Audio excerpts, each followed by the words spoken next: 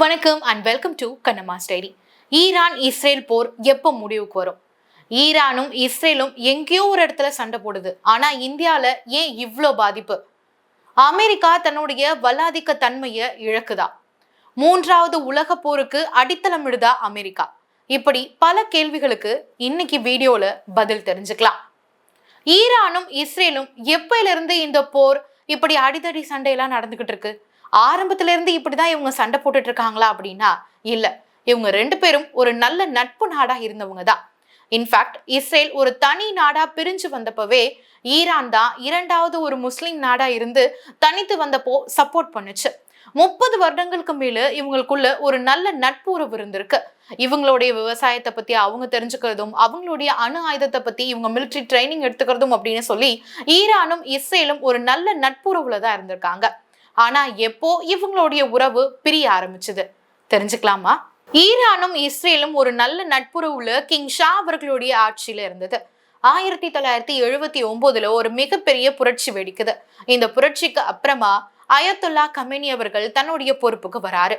இவர் வந்ததுக்கு அப்புறமா தான் ஈரானுக்கும் இஸ்ரேலுக்கும் மிகப்பெரிய போர் கொஞ்சம் கொஞ்சமா ஆரம்பிக்குது. அதுக்கு முதல் அவர் செஞ்ச விஷயம் நம்மளுடைய மிகப்பெரிய எதிரி இஸ்ரேல் அப்படின்னு சொல்றாரு. அது மட்டும் இல்லாம ஜெருசலேமை அவங்க கைப்பற்ற பாக்குறாங்க அப்படின்னு பல குற்றங்களையும் சுமத்துறாரு. இதுக்கப்புறமா தான் இவங்க ரெண்டு பேருக்கும் இடையில ஒரு நிழல் யுத்தம் தயாராகுது. இஸ்ரேல சுத்தி இருக்கக்கூடிய ஹமாஸ், ஹெஸ்புல்லா அப்படிங்கிற இடங்கள் எல்லாம் ஈரானுக்கு சப்போர்ட் பண்ணி இஸ்ரேல அட்டாக் பண்ண வைக்கிறாங்க. இதுக்கு திருப்பி இஸ்ரேல் என்ன பண்றாங்க அப்படின்னா ஈரான்ல இருக்கக்கூடிய நியூக்ளியர் சயின்டிஸ்டையும் சைபர் அட்டாக்கையும் இந்த மாதிரி டார்கெட் பண்ணி கொஞ்சம் கொஞ்சமா இவங்களுடைய நிழல் யுத்தம் அடுத்து போரா வெடிக்க ஆரம்பிக்குது. இந்த போருக்கெல்லாம் முக்கியமான காரணம் என்ன அப்படின்னா கருப்பு தங்கம் அப்படின்னு சொல்லப்படக்கூடிய க்ரூட் ஆயில் தான்.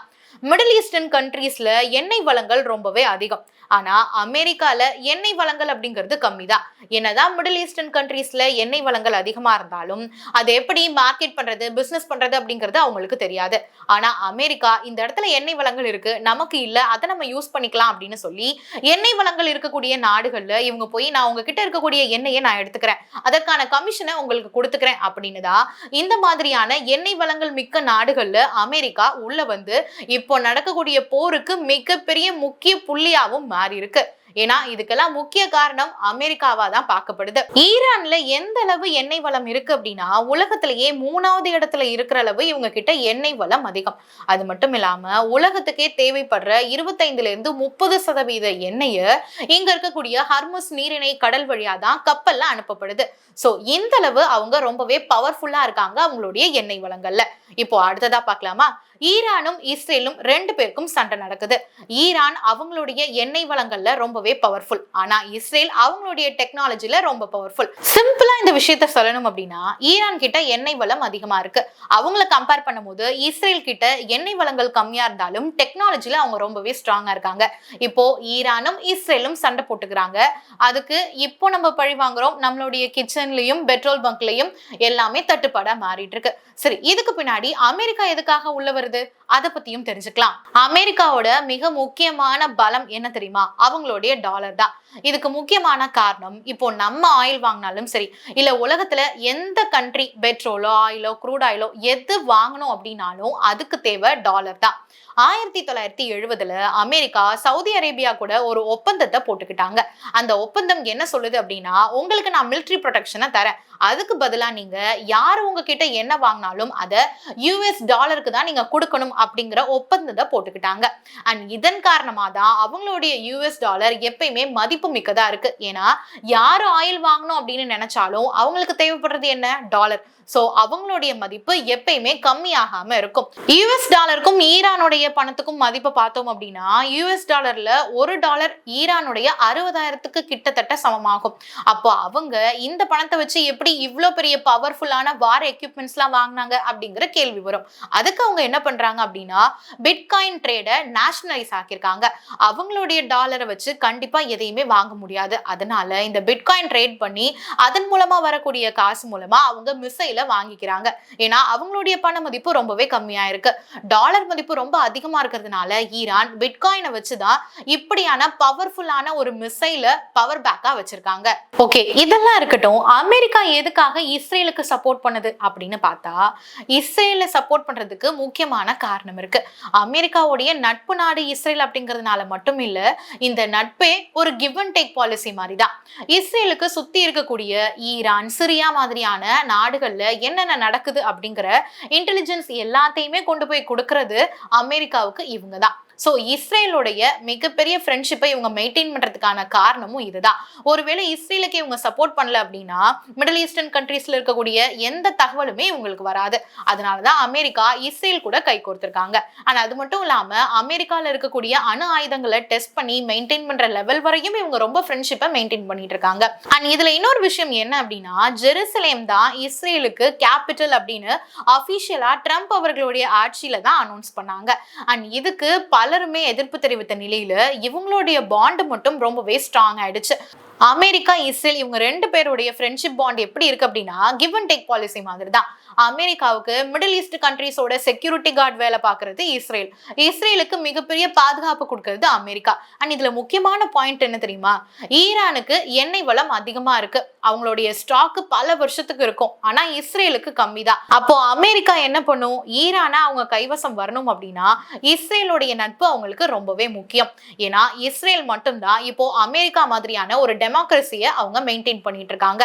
மற்ற இடங்கள்ல இன்னுமே கிங் ரூல் தான் போயிட்டு இருக்கு. அதனாலதான் அமெரிக்கா இஸ்ரேல் தான் நமக்கு சரிபட்டு வரும் அப்படின்னு இப்ப வரையும் ஃப்ரெண்ட்ஷிப் பாண்டை வச்சிட்டு இருக்காங்க. ஈரானுக்கும் இஸ்ரேலுக்கும் போர் நடந்துகிட்டு இருக்கு. ஆனா எங்கோ இருக்கக்கூடிய இந்தியாவுக்கு ஏன் இந்த அளவு பாதிப்பு அப்படின்னு கேட்டீங்கன்னா, இந்தியால ஒரு 85% க்ரூட் ஆயில் தேவைப்படுது அப்படின்னா அதுல 50% ஈரான்ல இருக்கக்கூடிய ஹர்முஸ் நீரிணை வழியா தான் நமக்கு தேவைப்படக்கூடிய ஆயில நம்ம வாங்கிக்கிறோம். இப்போ இந்த போர் காரணத்தினால ஈரான் அந்த வழியா வரக்கூடிய அத்தனை எண்ணெயையும் ஸ்டாப் பண்ணி வச்சிருக்காங்க. சோ கடல் வழியா எந்த கப்பலையும் க்ரூட் ஆயில எக்ஸ்போர்ட் பண்ண முடியாது. அண்ட் இந்த நேரத்துல இந்தியா நம்ம ஒரு நட்பு உறவை மெயின்டைன் பண்றதுனால நமக்கு மட்டுமே அவங்களுடைய எண்ணெய் வளங்களை எந்த ஒரு ஸ்டாப்பேஜும் இல்லாம கொடுக்குறாங்க.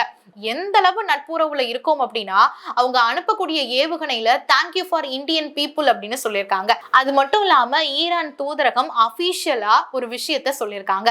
என்ன அப்படின்னா, அங்க இருக்கக்கூடிய மக்களுக்கு உதவி செய்யற வகையில இந்திய மக்கள்ல இருந்து ஒரு பள்ளி சிறுமி அவங்களுக்கு நான் சப்போர்ட் பண்றேன் அப்படின்னு தன்னுடைய சேமிப்பு பணத்திலிருந்து இருந்து ஹெல்ப் பண்ணிருக்கிறதா ஈரான் தூதரகமே அபிஷியலா ஒரு செய்தியை வெளியிட்டிருக்காங்க.